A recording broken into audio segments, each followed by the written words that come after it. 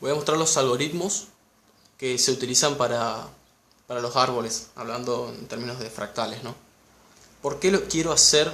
Si bien no lo pide, ¿sí? No se pide calcular estos algoritmos, a mí me gustaría hacerlo por el simple hecho de que cuando nosotros hablamos de fractales, ¿sí? La autosemejanza ya lo vimos en el gráfico, ¿sí? En el dibujo del arbolito. Ahora, la parte de la recursividad se ve mucho más simplemente cuando uno hace el algoritmo. Cuando uno quiere hacer el algoritmo de los árboles fractales, puede observar en todo su esplendor a la recursividad. Entonces, vamos a ver cuál es la cantidad de ramas, ¿sí? Hoy ya habíamos mostrado por el cuadrito este que uno lo puede calcular simplemente como 2 a la n. Pero también podríamos aplicar, como se ve acá, la recursividad. Entonces, ¿cómo sería el algoritmo ese? Bueno, si al algoritmo lo llamamos, no sé, calcular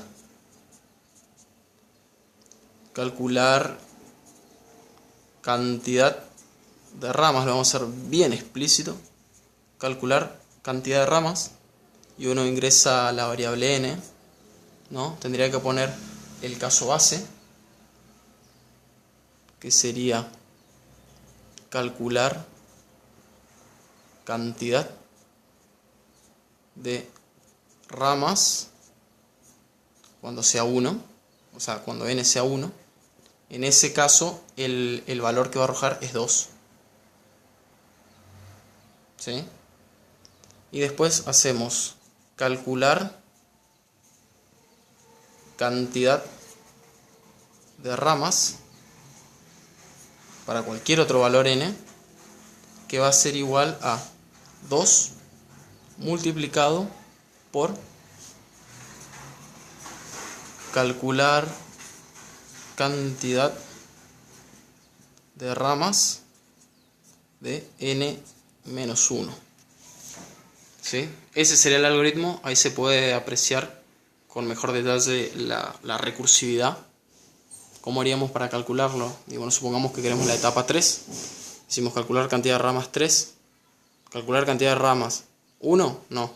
Entonces viene acá. Calcular cantidad de ramas 3 es igual a 2 por calcular, o sea, hacemos 2 por calcular cantidad de ramas de n-1, es decir, de 2. 3 menos 1 es 2. Viene. ¿Calcular cantidad de ramas 2? No. Calcular cantidad de ramas 2 es igual a 2 por calcular cantidad de ramas de 2 menos 1, que es 1.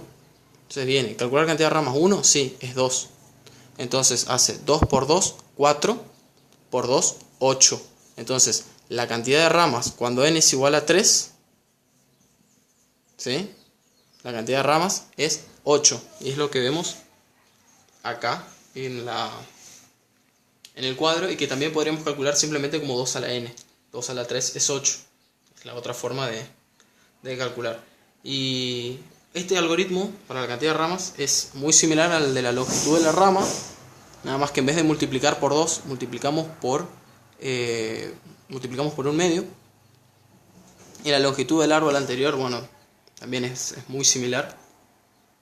Lo voy a modificar acá sobre este mismo nada más.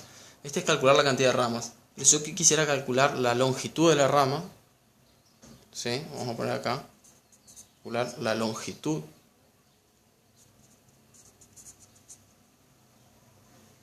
¿Sí? La longitud de las ramas es también, nada más que el caso base no va a ser 2, va a ser 1/2, y vamos a multiplicar siempre por 1/2. Esto también va a ser la longitud de las ramas. Como vemos, es el algoritmo igual, excepto que cambié la variable 2 por 1/2. Vamos a suponer ahora con el 2 nada más. Entonces viene y dice calcular longitud de ramas 2. Dice calcular longitud de ramas 1. No, viene acá. Calcular la longitud de ramas 2 es igual a 1/2 por calcular longitud de ramas de 2 menos 1, que es 1. Viene y dice calcular longitud de ramas 1. Sí. Entonces lo multiplica por 1/2. 1/2 por 1/2 da 1/4, que es lo que se ve acá.